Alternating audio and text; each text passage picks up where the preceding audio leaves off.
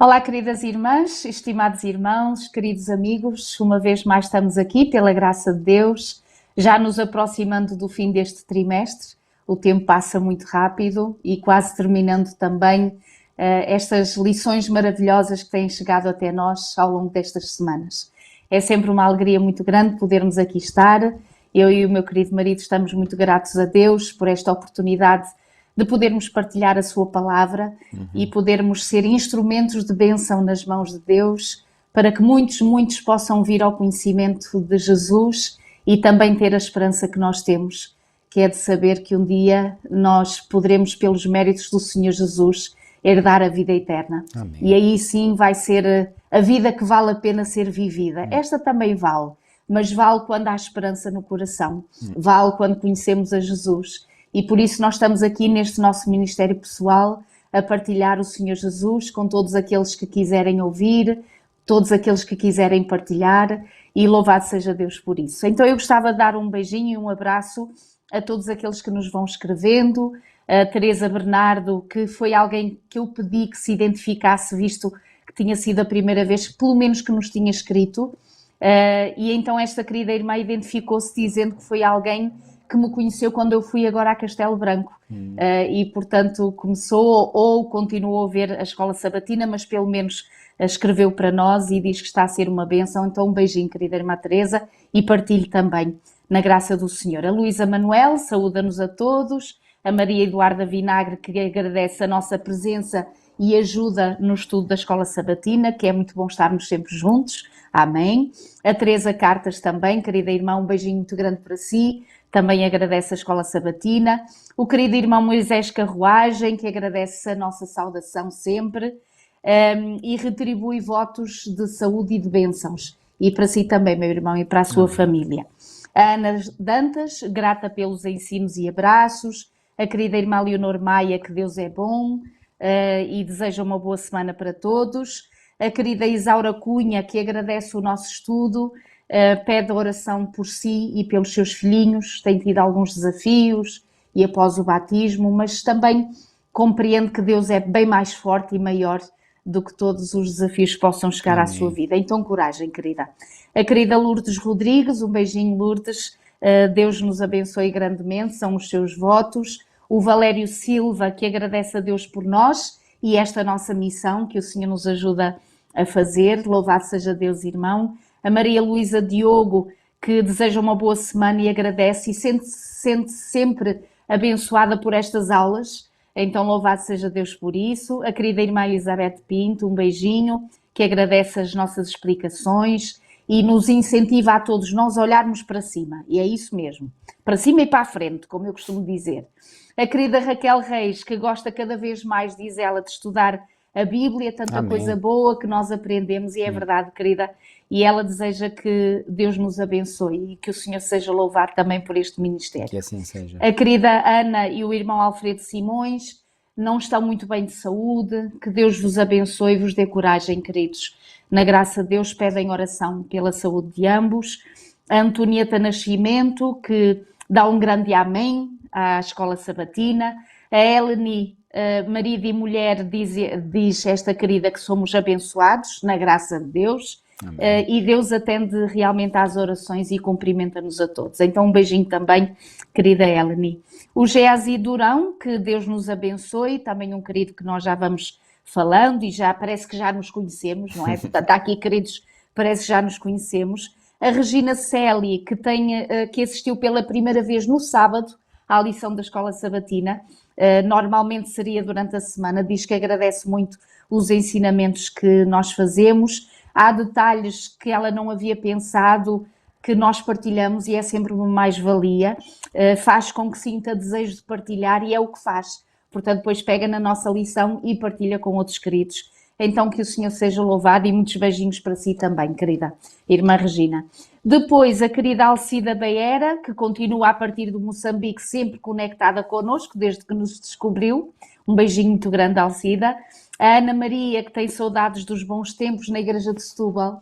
Querida, já passei por lá, já lá vão há alguns anos, é verdade. Um beijinho muito grande e à família também. Que Deus nos abençoe a todos, querida. Um beijinho. A Maria Diniz, que é imigrante, como nós sabemos, muitas saudades da terra, do povo, da família do lado de cá, anseia regressar no tempo que Deus mostrar. E realmente que o Senhor vos ajude e abençoe na vossa vida, querida. E com certeza iremos marcar então um encontro para setembro e dizer-vos onde estaremos, eu, o meu marido. Às vezes ele está numa igreja, eu estou noutra. Mas também acontece às vezes, de vez em quando, estarmos juntos. Então quem sabe se em setembro não possa ser essa a situação e depois dizermos à Maria Diniz e seus queridos para virem ao nosso encontro, na igreja onde estivermos, e podermos nos conhecer pessoalmente. E finalmente a irmã Marília Martins, que faz um comentário, querida, que nós não entendemos. O meu marido já pôs lá uma notinha, se quiser explicar, por favor, esse comentário que fez, porque se houver alguma gafe ou algum erro que possamos repor, com certeza quereremos fazê-lo, mas não estamos a entender qual é essa informação que nos está a dar, está bem? Depois, se puder ir lá responder, nós teremos muito gosto em depois responder novamente também. Muito bem, cá estamos na graça do Senhor, abrindo a sua palavra, a sua leitura, e vamos orar, como habitualmente, também para ajudar e pedir por estes queridos que pedem orações. Marido, queres orar, por favor, para iniciarmos a reflexão? Nosso querido e amado Pai, obrigado, Senhor, por todas as bênçãos que dia após dia, momento após momento, fazes derramar nas nossas vidas. Amém, Senhor. Isso só prova que Tu és um Deus de amor, um Deus misericordioso, compassivo, mas também és um Deus de justiça, Senhor, e essa justiça Tu a queres transferir para nós, contanto que nós estejamos de coração aberto para a receber. Bom Pai, permite que cada vez mais nós possamos aceitar a influência do Teu Espírito Santo em nós, moldando o nosso caráter cada vez mais, Senhor, à imagem e à semelhança do nosso amado Salvador. Amém. Obrigado também, Senhor, pelo privilégio que Tu nos dás de podermos partilhar do muito que Tu nos dás com todos aqueles, Senhor, à nossa volta, e obrigado, Senhor, por estes meios tecnológicos que eu acredito, Senhor, que Tu permitiste que surgissem para que assim mais rapidamente a Tua mensagem do Evangelho pudesse ser espalhada a todos os cantos do mundo, Senhor, para que em breve Tu venhas. Amém. E Tu disseste no sermão profético registado em Mateus 24 que quando este Evangelho fosse pregado para servir de testemunha a todas as nações, então viria ao fim. Amém. Então, Senhor, e porque isso está a acontecer e a um ritmo cada vez maior e mais crescente, nós acreditamos que o fim está para muito em breve, Senhor. Então, Senhor, ajuda-nos a podermos ser apenas elementos simples e humildes dessa partilha, desse alto clamor mundial que cada vez mais iluminará o mundo com a Tua glória. E, Senhor, mais uma vez, que vamos falar da forma como partilhar a Tua palavra, como partilhar o Teu Evangelho, como partilhar a pessoa do nosso amado Salvador, que nos dês a graça, Senhor, de o podemos fazer da forma que seja de acordo com a Tua vontade. Amém. Quero agora, Senhor, pedir em oração de intercessão por todos estes queridos irmãos e irmãs que nos acompanham. Amém. Obrigado pelo seu carinho, pelo seu amor fraternal. Obrigado porque sabemos que este amor que há de uns para com os outros é motivado pelo Teu amor, porque como está escrito, é o Teu amor que nos constrange. Amém. Então, Senhor, pedimos-te por estes queridos e pelas suas necessidades, dificuldades, obstáculos que certamente o inimigo colocará diante deles, como coloca diante de nós. Ajuda-os, Senhor, a não desanimarem, a prosseguirem nesta caminhada rumo à eternidade. Amém. É o que humildemente pedimos e pela fé te agradecemos, em nome de Jesus. Amém. Amém. Amém. Muito bem, então na 12ª lição desta semana nós temos o privilégio de receber da parte da nossa autora esta reflexão muito interessante, como sempre e continua a sê-lo, de podermos partilhar com os outros aquilo que nós vamos recebendo.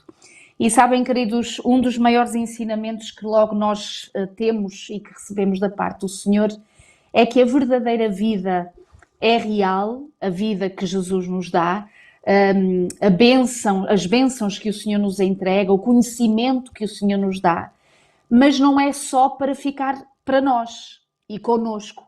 Portanto, o objetivo principal do ensinamento e da mensagem e do Evangelho é não só ser bênção para nós, mas nós, recipientes depois do Senhor, poder ser bênção para os outros também. Ou seja, dar aquilo que um dia nós também recebemos.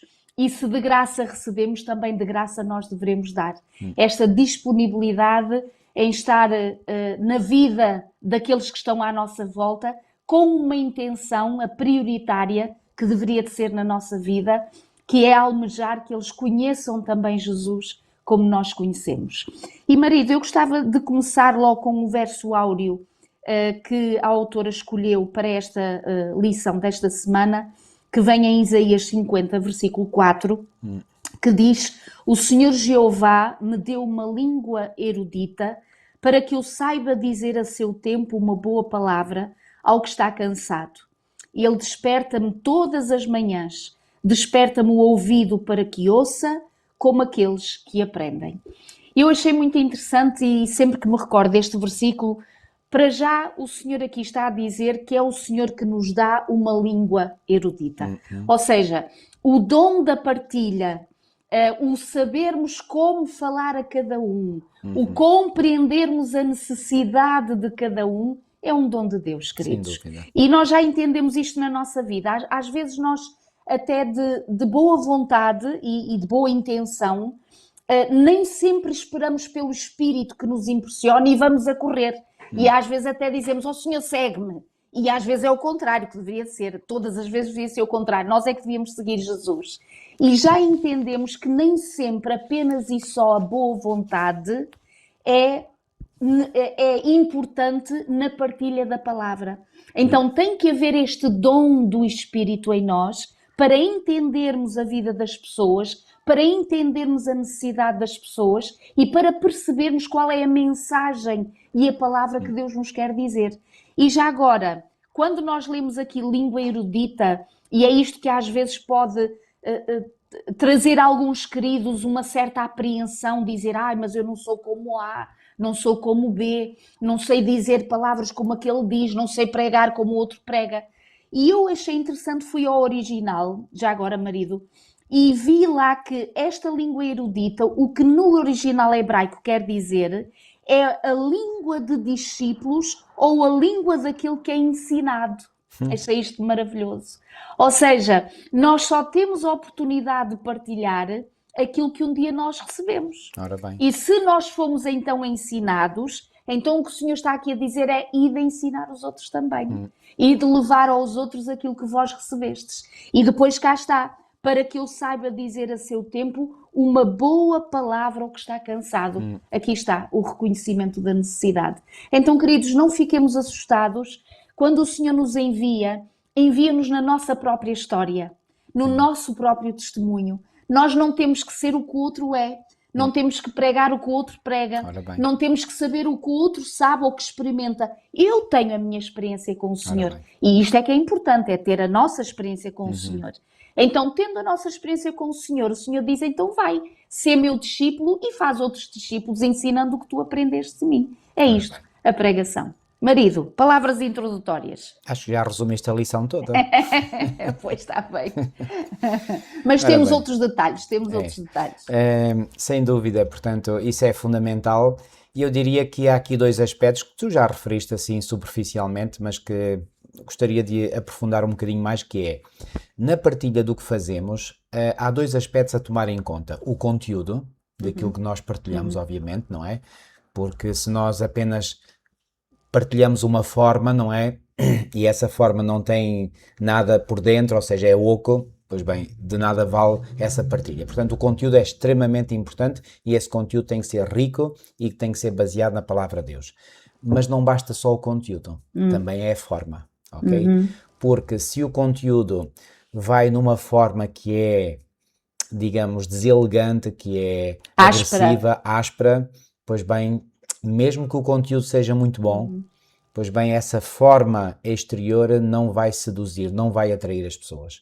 Então, o que nós temos que permitir que o Espírito Santo trabalhe em nós é que trabalhe, digamos, o nosso conhecimento, a nossa mente, para podermos transmitir esse conhecimento. E tu disseste uma coisa e eu vou aqui relacionar com a experiência pessoal, porque a nossa experiência pessoal com o Senhor também passa, ou deve passar necessariamente, pelo conhecimento da sua palavra. Exato. Porque é na medida em que conhecemos a sua palavra que nós o conhecemos melhor a Ele, que é o autor da palavra.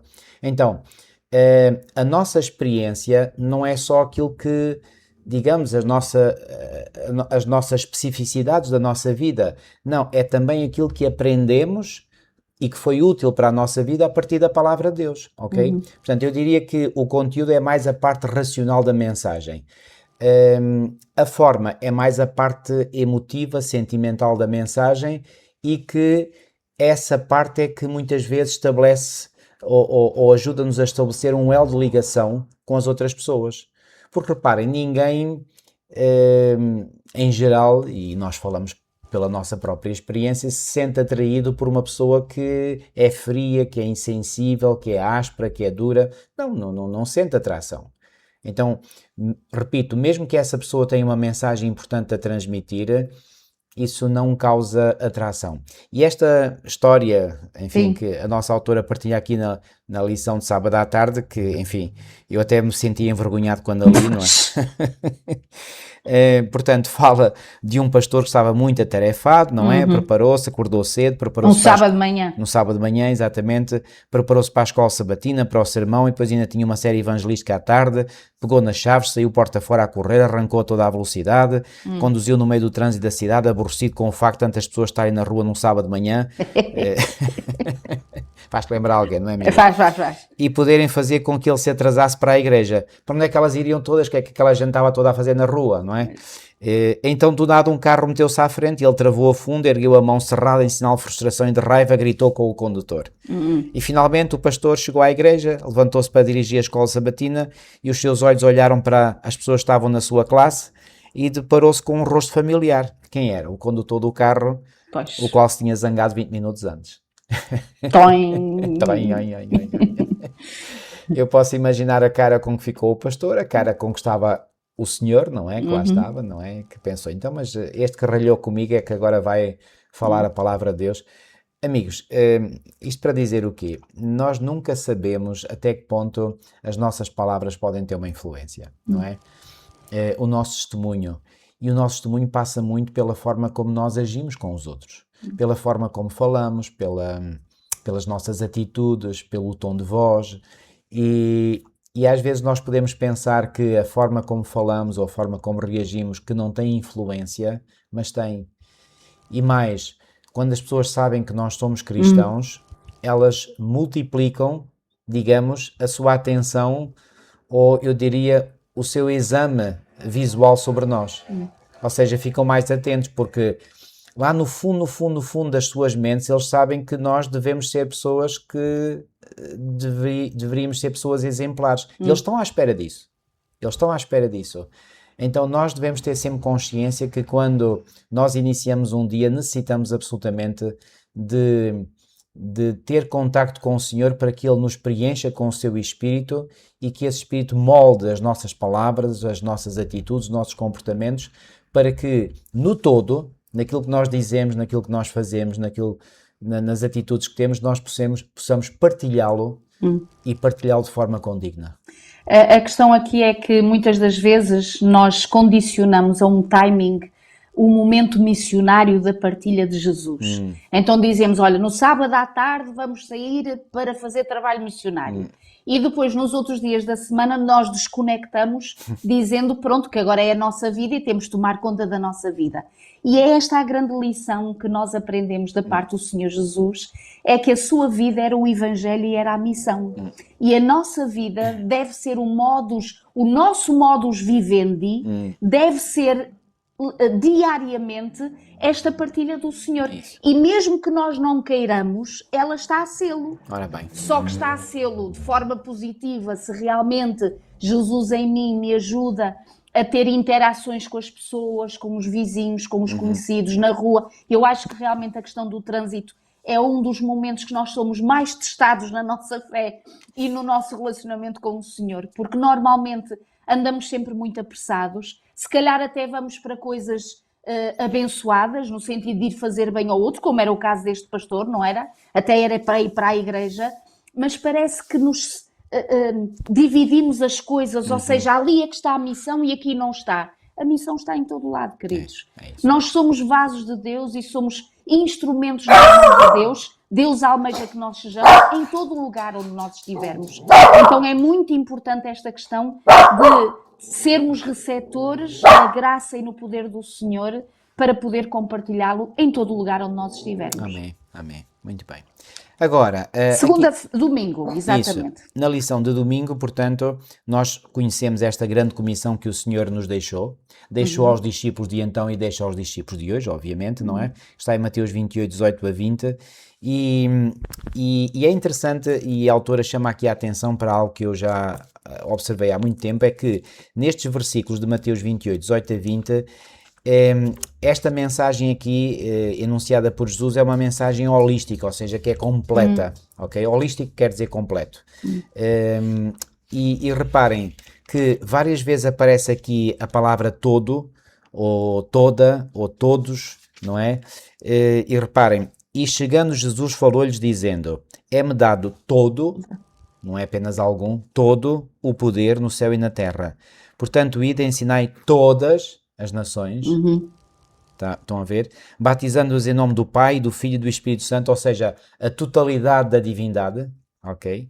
Ensinando-os a guardar todas as coisas, e não apenas algumas, que eu vos tenho mandado, e eis que eu estou convosco todos os dias, até à consumação dos séculos. Amém. Então, é uma mensagem global. É isso. Portanto, é uma mensagem global em todos os aspectos. E nós poderíamos dizer, então, mas quando é que nós temos este momento para ensinar as pessoas, em todos os aspectos da vida?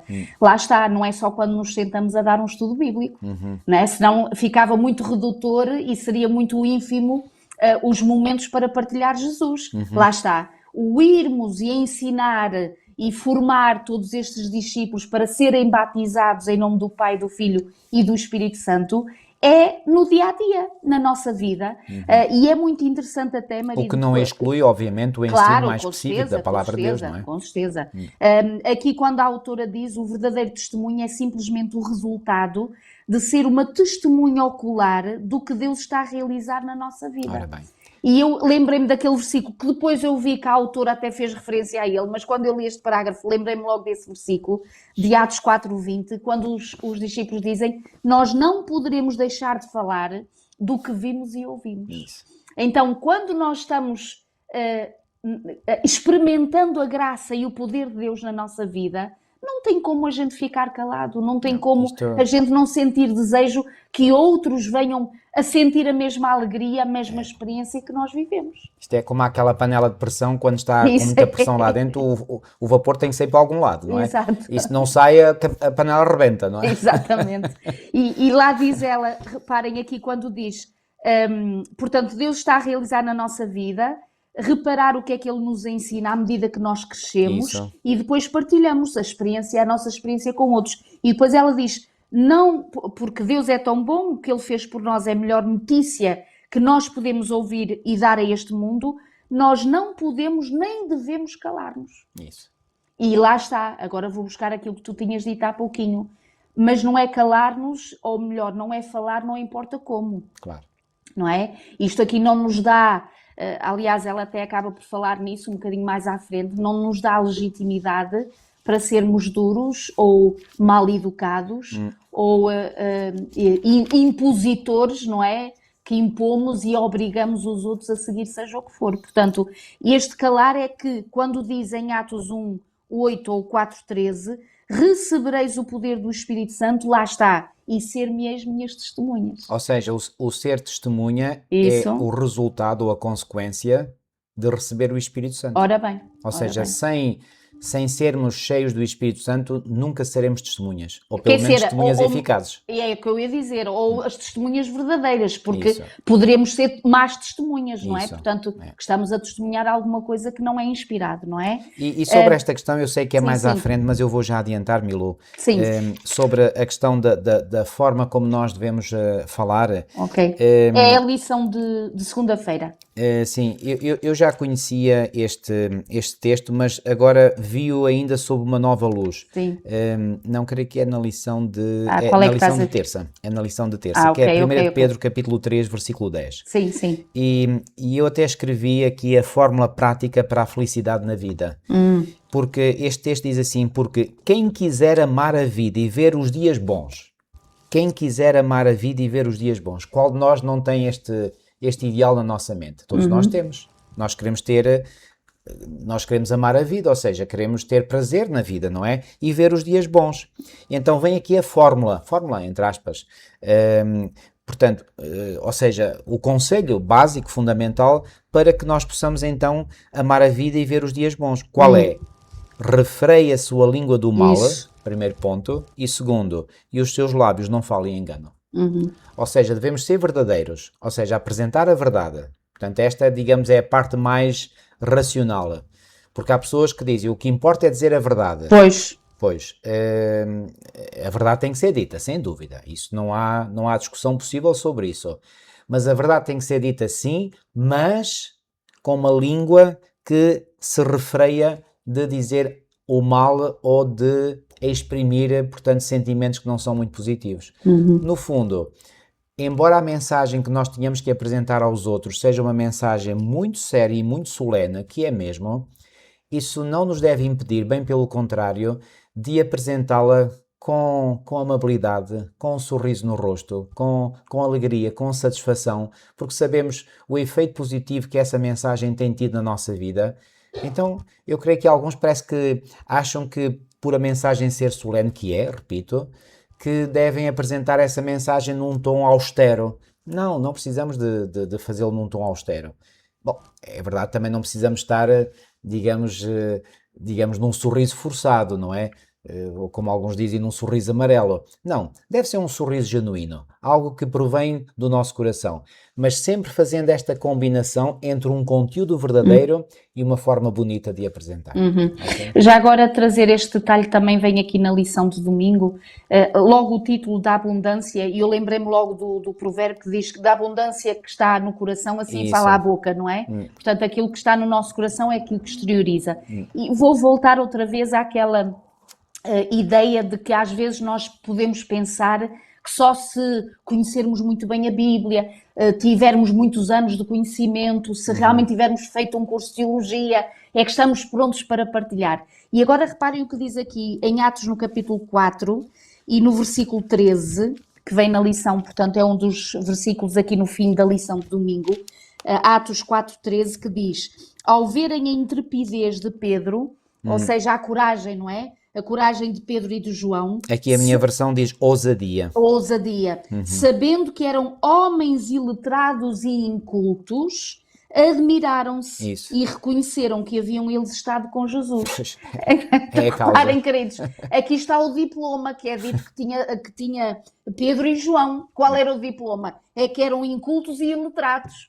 Mas mesmo assim, reparem... Não, eu diria que o diploma é o terem estado com Jesus. Pronto, isso é conferir o diploma. Mas o diploma segundo aquilo que as pessoas dizem, que olhavam para eles e diziam, olha, são uns iletrados e uns incultos. Mas quando falaram, a conclusão a que chegaram é que tinham estado com Jesus. Não podia ser de outra maneira. Pronto, e quando estamos com Jesus, com certeza que não somos mais nós.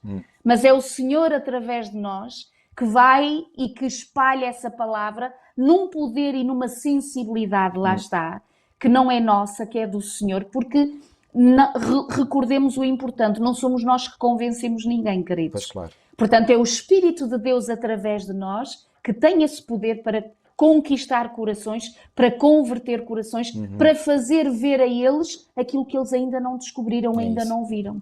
Não somos nós, é o Espírito do Senhor. Sem dúvida. Ok? Sem dúvida. Muito bem. E por isso é que aqui na lição de segunda o título está muito interessante quando diz sem esforço, mas com força. Parece uma contradição, não é? É isso.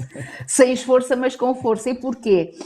E a autora realmente faz-nos pensar, se alguma vez nós pensamos como é que Jesus mantinha a motivação de cada dia, durante tantas horas seguidas, estar sempre disponível para trabalhar, para curar, para confortar, para pregar, para ensinar pessoas dias após dias.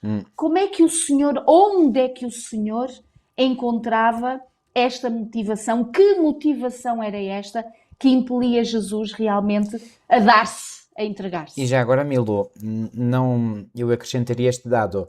Não pensem que as pessoas daquele tempo eram mais fáceis do que as pessoas de hoje. Não eram. Não eram, porque a nação de Judá tinha caído em grande apostasia. Aliás, quando Jesus olha para a multidão, até se sente portanto, movido de compaixão por essa multidão, conforme lemos também no texto que vem na lição desta semana, e diz lá que ele olhava para elas como ovelhas sem pastor. Então as pessoas estavam desgarradas, estavam perdidas, estavam, enfim, no seu dia-a-dia, nas suas tarefas comuns, cotidianas, mas andavam desorientadas. Como é que andam as pessoas hoje? É igual, não mudou nada, é igual.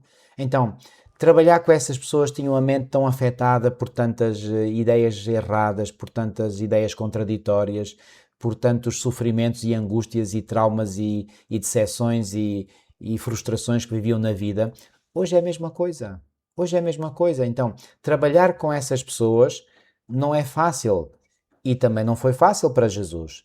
Mas para ter, digamos, o potencial de conseguir ajudar, Jesus necessitava de ir à fonte. E qual era a fonte? Era a comunhão que ele tinha com o Pai. E onde é que nós hoje encontramos a força para isso? É igual. É a comunhão com o Senhor. Porque se nós não temos essa comunhão diária e contínua com o Senhor, bom, nem vamos ter motivação, logo em primeiro lugar, e mesmo que tenhamos alguma motivação, facilmente fraquejaremos, porque vamos dizer, as pessoas são muito difíceis, não estou para isso, eu prefiro fazer outra coisa. Bom, teremos quase a atitude que teve o João Marcos, não é? Quando foi com Paulo e com Barnabé e quando viu que o trabalho era difícil porque era mesmo, voltou para trás. E portanto é isso que acontece com muitos, na sua experiência, na sua caminhada cristã, veem que o trabalho é difícil. Pois é, e não se tentem iludir pensando que é fácil, porque não é, nunca foi, não é, nem nunca será. Mas com a ajuda de Deus e com a graça de Deus nós podemos perseverar e continuar. Eu creio que o que fará a diferença, como a autora aqui também revela, é que quando Jesus realmente vê aquela multidão como ovelhas que não tinham pastor, e como tu disseste em Mateus 9,36, que o Senhor se encheu de compaixão e de misericórdia, o que estava na base da motivação de Jesus era o grande amor que ele tinha por cada um. E quando nós amamos alguém, queridos, nós não desistimos dessa pessoa, seja o nosso cônjuge, seja os nossos filhos, seja queridos familiares, nós à primeira ou segundo ou terceiro desafio, nós não dizemos, olha, não quero saber. Não, porquê? Porque é o amor que nos une, é o amor que nos liga, é o amor que nos faz sentir preocupados e desejar que nós sejamos usados por Deus para a bênção desses queridos que nós amamos. Então aqui também, por isso é que a autora diz, foi o amor e a compaixão de Jesus pela humanidade que o impulsionavam nesse trabalho e nesse ministério e nessa entrega. O amor de Deus em nós também compele-nos a sentir exatamente, como ela diz aqui, esta imensa responsabilidade de conduzir as almas até Jesus.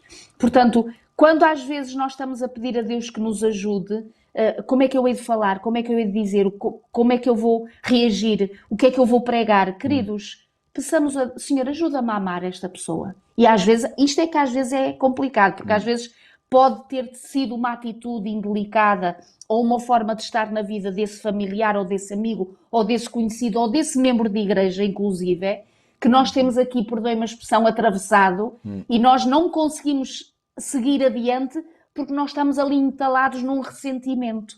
Então, queridos, quando nós pedimos a Deus esse amor, essa paciência, essa reconciliação entre nós e Deus, entre nós e os outros, então somos canais fluidos, abertos, completamente abertos, para passar esse amor.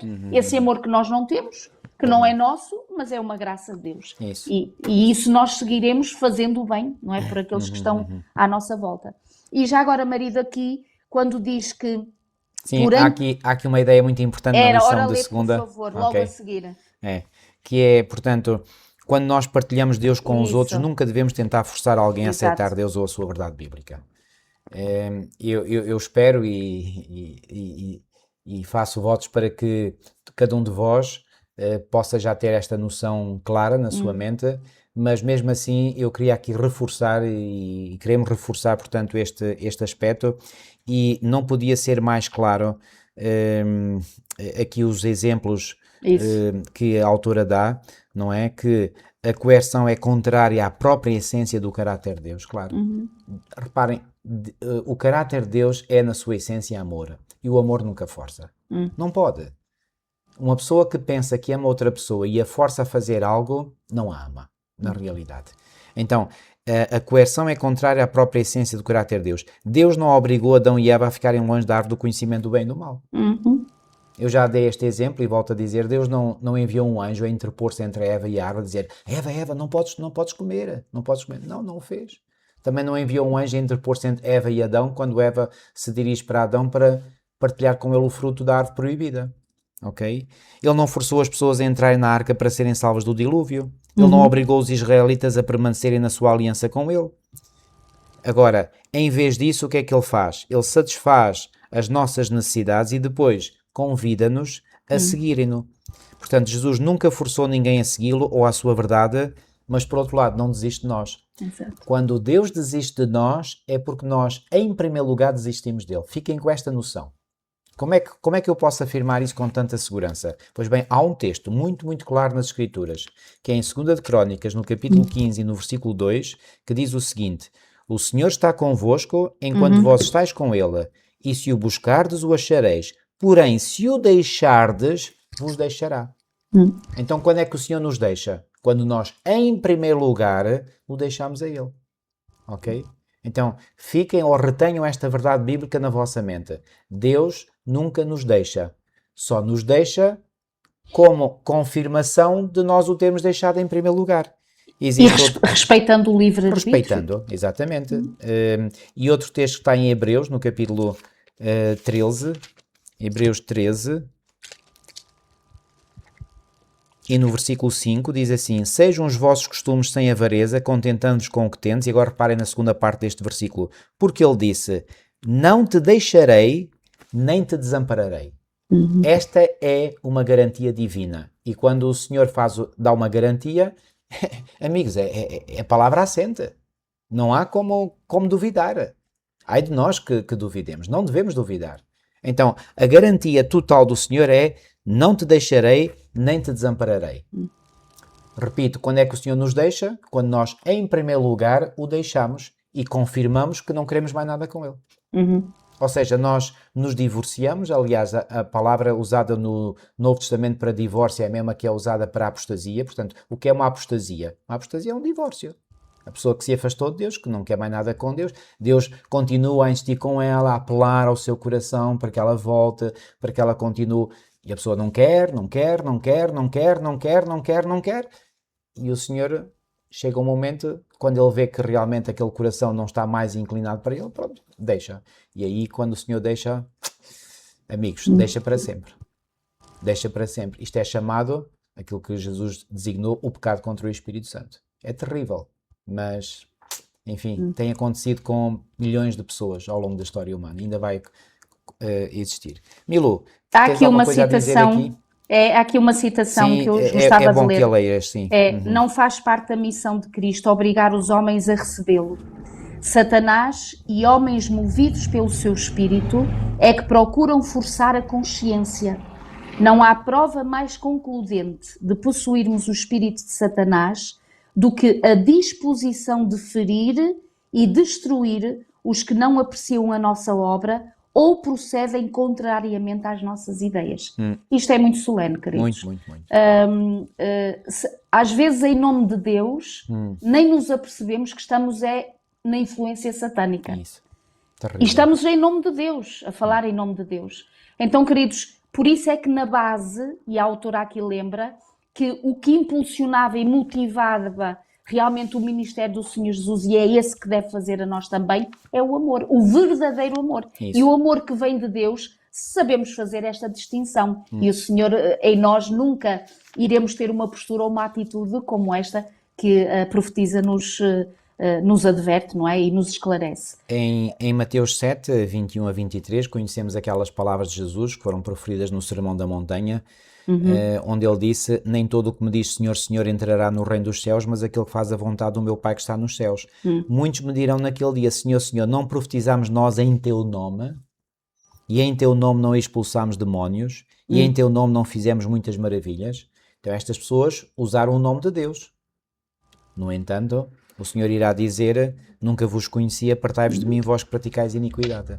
Então, elas fizeram coisas em nome de Deus, mas no entanto estavam a praticar iniquidade, o que era a prova de que não conheciam Deus. Então isto é muito, muito, muito sério, e portanto tudo aquilo que nós fazemos, devemos fazer sempre na força e no poder do Senhor. Porque se assim não é, a coisa já está contaminada à partida, portanto, e não dá resultados bons. Agora, Milu, dicas para partilhar Jesus. Isso.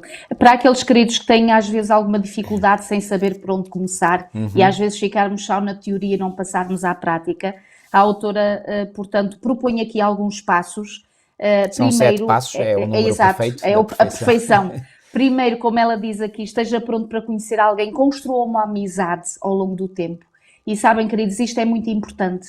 Às vezes as pessoas, não nos conhecendo, resistem mais facilmente à mensagem que nós possamos querer partilhar com elas de Jesus. Mas se nós passarmos tempo, aproveitarmos as oportunidades para nos darmos a conhecer, no sentido de interagir com as pessoas, então o Senhor preparará o seu coração também depois para os passos seguintes. Queres dizer o seguinte, Sim. marido?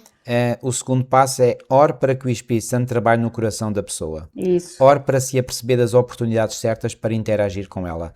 Sabem, isto é muito importante porque quando nós oramos desta forma, o Senhor nos irá dar a percepção para nós sabermos como é que o Espírito Santo está a trabalhar na mente ou no coração dessa pessoa. Nós vamos ter indícios. Às vezes nós nem saberemos talvez verbalizar aquilo que vemos ou sentimos, mas não importa, não importa verbalizar. Deus dá-nos essa capacidade, essa percepção, essa sensibilidade para nós percebermos aquilo que o Espírito Santo está a fazer no coração dessa pessoa. Para isso, obviamente, nós temos que saber qual é o ponto da situação, digamos assim, da pessoa, para saber como é que Deus, naquele momento da vida da pessoa, está a trabalhar nela. Porque é assim, porque ao longo da nossa vida nós encontramos pessoas, aliás, nós próprios estamos numa caminhada, ok? Essa caminhada é uma caminhada dinâmica, não é? Se não fosse dinâmica, não seria caminhada, não é? Estamos a avançar, não é? No conhecimento, na graça e no poder de Deus. E nessa caminhada nós encontramos com pessoas, e essas pessoas com quem nos cruzamos ou que conhecemos também estão em pontos diferentes da sua caminhada. Uns podem estar mais avante na caminhada, outros estarem a meio, outros estarem mais para trás. E o Espírito Santo dar-nos essa capacidade de nós percebermos qual será o ponto. Claro, isto não é, digamos, milimetricamente. Deus não nos dá as coordenadas exatas, entre aspas, de onde é que a pessoa está. Mas mais ou menos nós ficamos com uma ideia onde é que a pessoa está, em termos de crenças, em termos de vivência da vida. Por isso é que é bom, e por exemplo a nossa igreja tem desenvolvido um trabalho extraordinário nesse sentido, de ter estudado o conteúdo de outras denominações e mesmo de religiões não cristãs. Para quê? Para saber o que é que está na mente das pessoas e qual é o objetivo. Não é nós aprendermos ou absorvermos ou bebermos o conteúdo dessas outras religiões. Não é esse o objetivo. O objetivo é saber o que é que está na mente das pessoas, para assim nós sabermos entrar dentro, digamos, entre aspas, dentro da mente delas e saber como posicioná-las e como orientá-las para o caminho da verdade. Estão a ver? Não é um trabalho fácil, mas há pouco ainda tinha dito que o trabalho de partilhar a verdade com outros não é fácil, porque a mente das pessoas às vezes está, digamos, está tão embrenhada em erros, em falsidades, em coisas que trazem mágoas, que trazem desalento, frustrações, que trabalhar com mentes humanas não é nada fácil. Mas nós, com a ajuda do Espírito Santo, a trabalhar na nossa mente em primeiro lugar, nós podemos ser então o instrumento, o objeto que Deus utiliza de forma mais direta para sabermos entrar, entre aspas, na mente da outra pessoa, sabermos onde é que ela está e a partir daí nós então começarmos a ajudá-la na sua caminhada. Estão a ver? Para nós podermos ajudar alguém, nós temos que ir ao sítio onde ela está. Ok? Porque eu não consigo ajudar uma pessoa por telecomando, permitam uma expressão, não é? Eu não pego num comando, não é? Como faço para um televisor ou para qualquer coisa e comando à distância. Não dá para fazer isso com ninguém. Então, para podermos ajudar as pessoas, temos que ir ao local onde ela está. Ir ao local onde ela está não significa só o local físico. Aliás, isso é o menos importante. Quer dizer, também temos que ir onde ela está, onde ela vive, onde ela passa a sua vida, etc. Ou seja, isso é a visitação, digamos assim, mas ir ao local onde ela se encontra significa compreender onde é que ela está em termos mentais e espirituais. Para depois, a partir daí, desse ponto onde ela está, iniciar então a caminhada. Só que um necessita de caminhar talvez nesta direção, outro vem dali e necessita de caminhar nesta direção, outro vem daqui e necessita de caminhar nesta direção. Como saber? o Espírito Santo se encarregará de o fazer. E daí a questão da amizade também. E depois a autora dá aqui outra proposta, a terceira: procure maneiras naturais de falar das suas próprias experiências. E eu, quando Isso. li isto, lembrei-me daquela experiência que há muitos anos tu viveste com um irmão nosso, e ele já adormeceu no Senhor, acreditamos com certeza. Era um querido muito zeloso pela palavra do Senhor, e lamentava-se muito quando tu chegaste a essa igreja que não havia ninguém que quisesse fazer trabalho missionário com ele. Então tu foste com ele nesse domingo de manhã, disse: irmão, não seja por isso, eu vou consigo. E este querido irmão disse: pastor, deixe que sou eu que falo, deixe que sou eu que falo. Tudo bem, irmão, tudo bem. O zelo, aquela questão. E mal a senhora abre a porta, quando ele toca a campainha, a senhora ainda estava quase a abrir a porta e ele já estava a dizer: a senhora sabe que vem aí as 7 últimas pragas? E a senhora ficou com os olhos arregalados porque não sabia do que é que o senhor estava a falar. E sem dúvida, este zelo, reparem, esta questão de procurar maneiras naturais, queridos. Isso. Ou seja, percebermos o dia-a-dia, onde é que o Senhor nos vai trazendo as pessoas, quem se vai cruzando connosco, e a mensagem, com certeza, pertinente e oportuna que deva ser em cada circunstância. Por isso é que eu dizia há pouco e dei muita ênfase neste aspecto, nós precisamos saber onde é que a pessoa se encontra. Isso. Senão acontece o mesmo que aconteceu naquele meu testemunho, entre aspas, dei ao francês, não é? Lá, isso morava também, lá perto de Colônia, não é? Também. Que eu fui no meu zelo, eu queria testemunhar, apetecia-me testemunhar a alguém, então aí Jesus vou ia eu, voltar, não é? Tinha orado, até me tinha ajoelhado e orado: Senhora, dá-me uma oportunidade de testemunhar, aí vou eu, e então encontro lá um senhor que estava lá a trabalhar no seu jardim, na sua vivenda, e eu cumprimento: olá, como está, etc. E eu digo: olha, o senhor sabe que Jesus vai vir em breve? E ele olha assim para mim com uma cara: e o que é que eu tenho a ver com isso? E eu na altura caí em mim e apercebi-me: pois, esta não é a melhor abordagem, não é? Exato. Pronto, o senhor não ficou ofendido comigo, Claro. nem ficou aborrecido, mas... Estava noutro universo. Universo. Ou seja, mas se eu me tivesse aproximado dele e tivesse dito: bom dia, olha, como é que o senhor está? Olha, estou a ver que você tem aí um jardim muito bonito, certamente o senhor dedica muito o seu tempo a trabalhar no seu jardim, que bonito, olha esta roseira, já não sei se tinha roseiras, mas faz conta, olha esta roseira tão bonita. Então diga-me lá, o que é que o senhor faz, quanto tempo você gasta por dia para... Estão a ver? Fazer as pontes. Exatamente, estabelecer pontos. Então aí eu iria falar de algo que lhe interessava. Claro. Porque se ele estava a trabalhar no jardim, é porque o jardim é algo que lhe está no coração, não é? Então aí eu poderia criar uma ponte para poder falar com ele. Eu recordo uma vez, o pastor Mark Finlay contou uma história do marido de uma irmã. Portanto, a irmã era membro de igreja, mas o marido não era membro de igreja. E a senhora orava e orava para que o marido se convertesse, e um dia...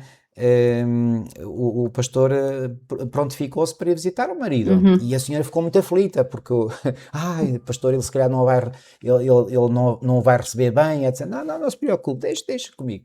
E entretanto lá vai ele, a senhora acabou por permitir, e ele lá vai então e visita o senhor, e quando visitou o senhor percebeu-se que ele tinha um gosto por armas.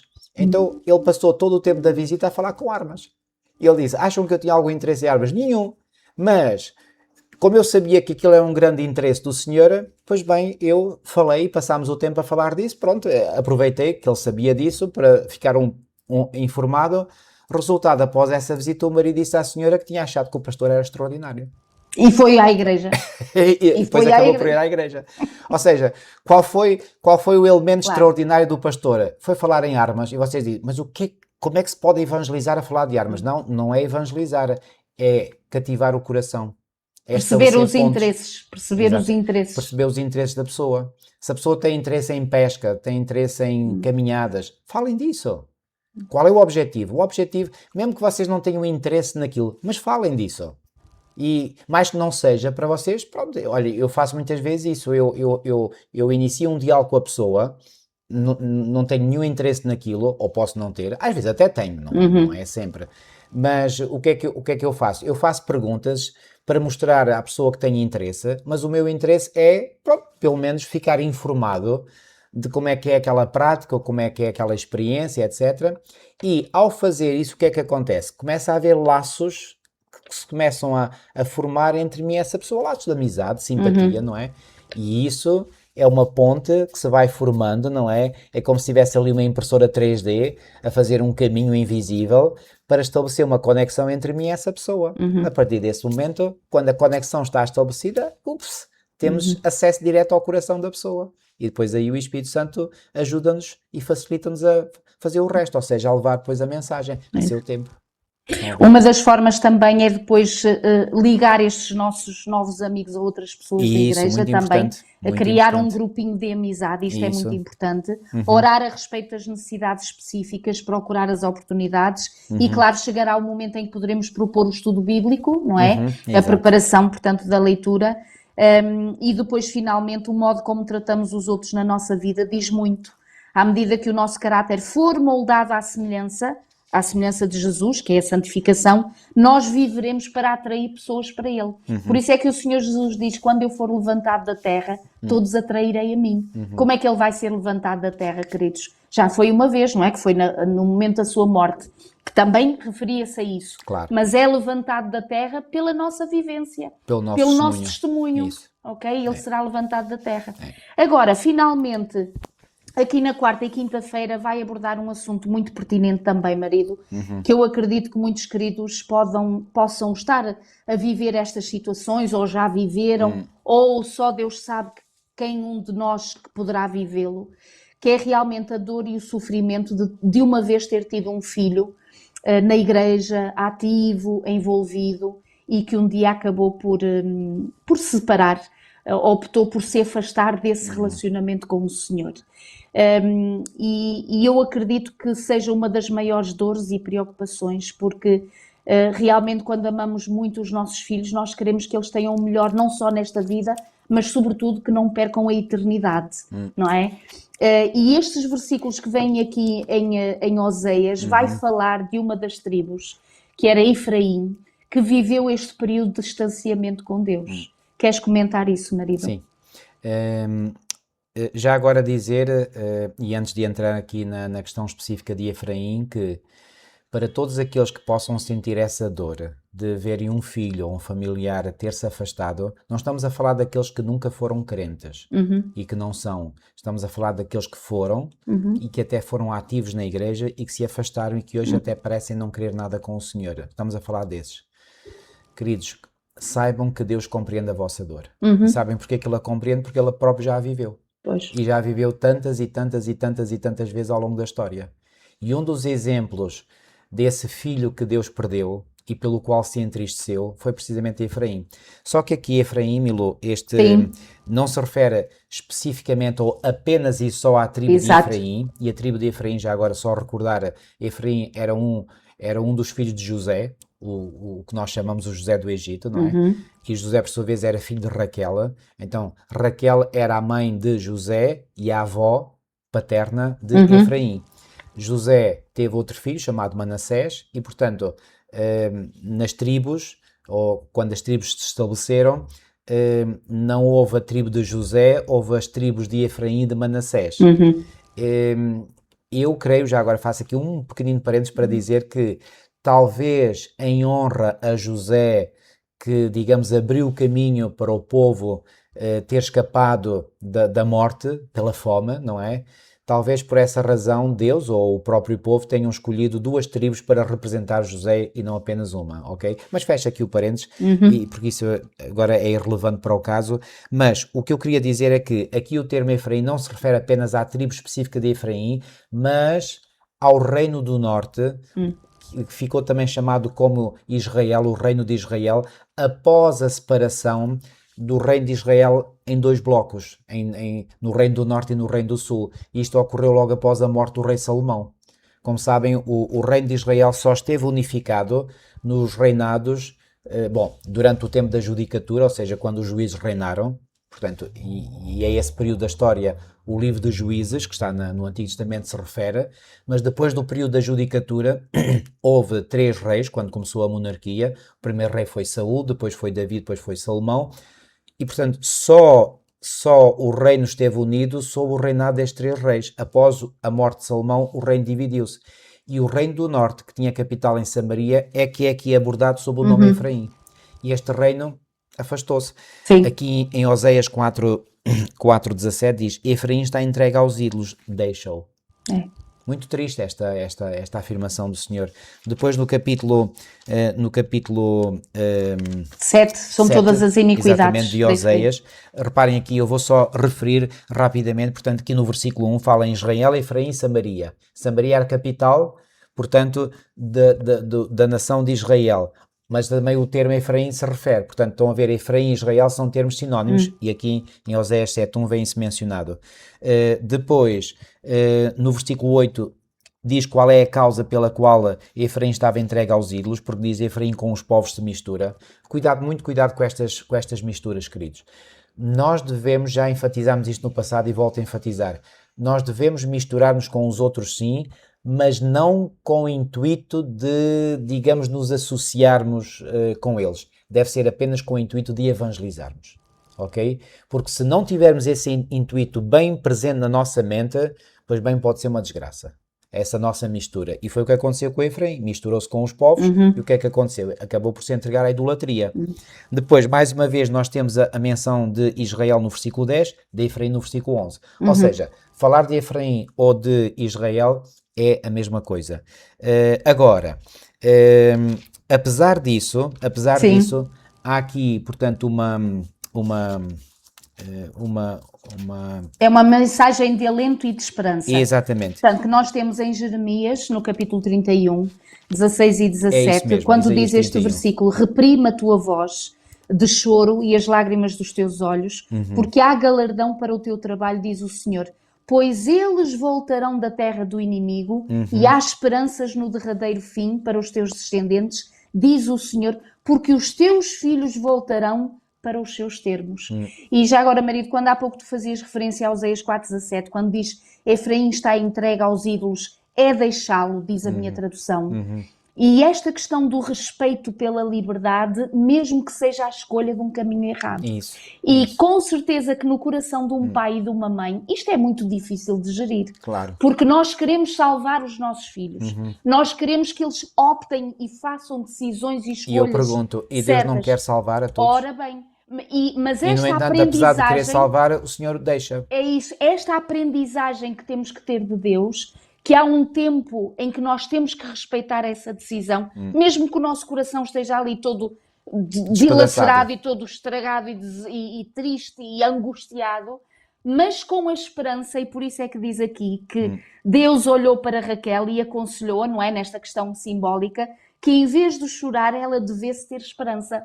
E ter esperança porquê? Porque os seus filhos voltariam, era uma promessa, portanto uma promessa de Deus. E por isso é que nós encontramos aqui em Jeremias, no 18 e 19, quando diz, o próprio Efraim diz, converte-me e serei convertido, porque tu és o Senhor meu Deus, depois que me converti, arrependi-me e fiquei envergonhado e confuso. Reparem, está aqui a tocar um assunto que nós já tocamos em lições anteriores. O arrependimento que veio até o coração de Efraim, não é, de toda esta nação, foi um ato e um dom de Deus. Por isso é que ele está a dizer, arrependi-me, fiquei envergonhado, porque foste tu que me converteste. Então, queridos, assim como...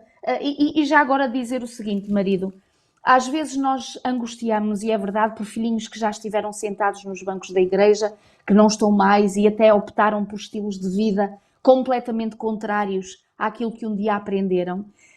E uma vez eu li numa autora, ela fazendo esta reflexão em relação aos filhos que estão fora da igreja, perguntar, o teu filho ainda respira? E se ainda respira, então ela diz assim, então a história dele com Deus ainda não terminou. E é verdade, queridos. Às vezes angustiamos-nos e ficamos, parece que sem rumo e parece que não há uma esperança. Se ele ainda respira, queridos, continuemos em oração. Sobretudo sendo a nossa casa um porto de abrigo. Porque se a nossa casa é um lugar de crítica, de acusação, então eles não vão voltar. Nem para a nossa casa, nem para o Senhor. Então a nossa casa, mesmo com a dor no nosso coração, Senhor, faz de mim um vaso teu e um instrumento para que os meus filhos se sintam abraçados. Porque a única representação que eles continuam a ter de Deus, agora que estão distantes, somos nós os pais. Somos nós os queridos, os familiares.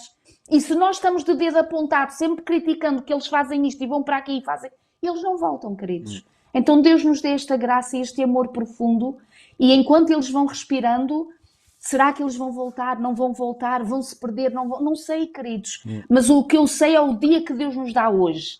E hoje, se eles vierem lá a casa, se eles quiserem se encontrar connosco, abracem-nos pelas palavras, abracem-nos mesmo fisicamente, que eles sintam esse Deus e esse abraço de Deus através de nós, porque o inimigo já está a puxá-lo há muito tempo. Então eles precisam do abraço de Deus. E neste capítulo 31 de Jeremias, Milu, eu acho muito enternecedor este versículo 20, Isso. porque reparem, apesar do facto de Deus dizer Efraim está entregue aos ídolos, é deixá-lo, Isso. olhem o que é que está no coração de Deus, está aqui. Não é Efraim para mim um filho precioso, Exato. criança das minhas delícias, porque depois que falo contra ele, ainda me lembro dele solicitamente. Isto até faz partir o coração. Por isso, se comovem por ele as minhas entranhas, deveras me compadecerei dele, diz o Senhor. Uau! Isso. Isto é o amor de Deus no seu expoente máximo. Ok? Então, porquê que o Senhor acaba por deixar Efraim? É porque não o ama mais? Não. Não. Porquê que Deus acaba por deixar Efraim? Porque Efraim recusa persistentemente voltar para o Senhor. E quando nós aqui, e é verdade, isto pode parecer um bocadinho contraditório, eu vou-me aqui exprimir melhor. No capítulo 31, depois de lermos no versículo 15 o choro de Raquel, a autora diz aqui muito bem que a Raquel é aqui usada de forma metafórica, ok? Portanto, ela diz aqui, Raquel chora seus filhos sem admitir consolação por eles porque já não existem. E são os versículos 16 a 17 que dizem, eu vou só ler uma parte, diz, eles voltarão da terra do inimigo e teus filhos voltarão para os teus termos. Mas historicamente sabemos que o Reino do Norte, depois de ter sido conquistado pelo Império Assírio, no ano 722 a.C., acabou. Digamos, desapareceu. Agora, será que houve um resto, um remanescente? É muito provável que sim. E, sobretudo, esse resto, digamos, aconteceu quando, por exemplo, a nação do Sul, o reino de Judá, foi levado cativo para a Babilónia e aí sim, após 70 anos, conforme diz Jeremias 25 e Jeremias 29, regressou do exílio. Então reparem como é que nós devemos entender isso. Assim como Efraim é o nome de uma tribo específica, mas que tem um sentido mais genérico do Israel, também abrange inclusivamente a tribo de Judá. Portanto, este regresso não foi tanto do Reino do Norte, embora possa ter havido alguns elementos dispersos, um remanescente que tenha regressado, mas é sobretudo a referir-se ao regresso de Judá do exílio, ok? Portanto, foi um remanescente, sim, mas Exato. voltou. Okay. Nos pouquinhos minutos que nos faltam, recordar aqui a lição de quinta-feira, que achei muito interessante também, que é o facto de com Deus sabermos como nos relacionarmos com aqueles familiares ou queridos que se afastaram da sua relação com Deus. Porque às vezes a nossa postura, como dizíamos há pouquinho, em vez de os aproximar de Jesus, ainda os afasta mais. E eu não estou a dizer que às vezes não é com sinceridade e com zelo, só que é como a palavra de Deus diz, queridos, é que há zelo sem entendimento. E o entendimento vem da parte do Senhor. Então ela aqui fala tanto de familiares que se afastaram de Deus, como aqueles que até têm uma cosmovisão diferente daquela bíblica ou da nossa mesmo. Por isso é que é importante viver e falar, como diz a autora, da abundância do que é o seu companheirismo pessoal com o Salvador. Nós não estamos a pregar, não é? A tirar doutrinas e conhecimento para cima da pessoa, mas estamos simplesmente e naturalmente a partilhar com ela aquilo que tem sido a minha vida e o meu dia-a-dia. Portanto, isto é muito mais produtivo e frutífero do que nós realmente... Senta aí que agora vais ouvir o que a palavra de Deus tem para dizer. Estão a ver? Portanto, coloca a pessoa logo de uma forma muito diferente de reagir. Olha, Milu, deixa-me só aqui em breve palavras contar que, como sabes, a semana passada fui à casa de um casal que tu conheces, porque eles têm dois amigos que são amigos, que foram amigos de escola durante anos e que, portanto, são pessoas, pronto, que não são ateus, mas, digamos, podemos dizer mais que são agnósticos, portanto, não têm a certeza se Deus existe, não existe, são céticos, etc. E na interação que tive com eles, porque esse casal amigo que é da igreja convidou-me se eu poderia partilhar algo com eles, Estivemos mais de 3 horas e porque que a conversa acabou por ser muito agradável? Porque eu percebi logo no início que não valia a pena eu entrar ali numa guerra de argumentos com eles. Claro. Não iria valer a pena. Sabe o que é que eu fiz? Contei o meu testemunho. Uhum. Aquilo que Deus fez e tem feito na minha vida. Eles ficaram assim a olhar para mim. Uhum. E no fundo, e no fim, um deles até disse, aliás, os dois até disseram, eu gostava de ter uma experiência como você teve. Eu disse, e pode ter, e pode ter. E no fim perguntei se permitiam que eu orasse por eles e eles aceitaram. E orei encarecidamente para que o Espírito de Deus possa tocar as suas mentes e os seus corações. E disponibilizei-me, caso eles queiram, portanto, conhecer um pouco mais deste Deus, de fazerem, como o método científico diz, uma experiência, não é? Vamos colocar a hipótese de que Deus exista. E depois vamos fazer uma experiência para ver se realmente existe ou não. E depois de fazermos a experiência, iremos confirmar a hipótese inicial ou infirmar. Ou seja, e então eu sugeri isso e eles parecem ter aceito o desafio. Que Deus continue a estar com eles. Portanto, é uma abordagem muito simples, não é nada complexa. Isso. Portanto, não é preciso entrarmos em grandes diálogos científicos e filosóficos e sei lá mais o quê, porque eu próprio já passei por isso e já cheguei à conclusão que isso não dá grandes resultados. Não vale a pena, é isso. Por isso é que ela diz, renuncia a qualquer tristeza ou julgamento ou condenação em relação aos outros, da forma como eles estão, e peça a Deus para substituir esses sentimentos por amor e por sabedoria. Ora bem. E por isso é que há esta citação maravilhosa que vem aqui na lição de quinta-feira, marido, quando diz aquilo, nenhuma influência que possa rodear a alma tem mais poder sobre ela do que a de uma vida abnegada. E depois diz, o mais forte argumento em favor do Evangelho é um cristão que ama e que é amável. Amém. Uau! Isto realmente que Deus nos ajude e que o Senhor nos inspire. E mesmo para terminar, eu gosto aqui de duas citações também São de muito Ellen White, que bonitas vem na todas, lição de sim. sexta, não é? Sim. Que diz, os que se acham mais ativamente empenhados em fazer com interessada fidelidade a sua obra de ganhar almas para Jesus Cristo são os mais desenvolvidos em espiritualidade e devoção. Eu já cheguei a esta conclusão há muitos anos. Aqueles membros de igreja que eu vejo que são ativos, que procuram dar testemunho da palavra de Deus, dar testemunho do Evangelho, que é a mesma coisa, não é? Ou melhor, o Evangelho está incluído na palavra de Deus. Sim. São as pessoas mais ativas, são as pessoas com uma melhor saúde espiritual. Agora, aquelas pessoas que se fecham sobre si próprias, que não dão testemunho, essas pessoas tornam-se raquíticas do ponto de vista espiritual. E finalmente esta é através do trabalho intenso, portanto tem que ser intenso, duro, que se obtém a força para resistir ao mal. Que Deus nos ajude. Amém. Sentido. Vamos orar então? Okay. Querido Deus e nosso amado Pai, Senhor, uma vez mais nós te estamos profundamente gratos por todo este banquete que chega semana após semana até nós, Senhor. Obrigado, Senhor. Obrigada porque pertencemos a um povo que valorizou a Tua palavra, Senhor. Amém. Que buscou-a e que a busca ao longo de tantos anos, Senhor, para podermos entender-te, entender o plano da salvação e, abraçados por esse amor que é Teu, sermos salvos para a eternidade. Senhor, abençoa cada querido irmão, cada querida irmã, cada amigo que talvez nos tenha sintonizado por acaso. Senhor, eu sei que Tu estás a trabalhar na vida de cada um.